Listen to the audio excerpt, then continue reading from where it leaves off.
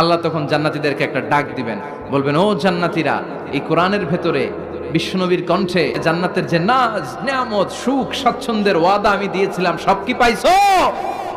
জান্নাতীরা বলবে, সব পাইছি। একজন হাত তুলে বলবে, আল্লাহ একটা বাকি আছে। আল্লাহ বলে, কি পাস নাই? কই, আল্লাহ আমনেরে পাই নাই।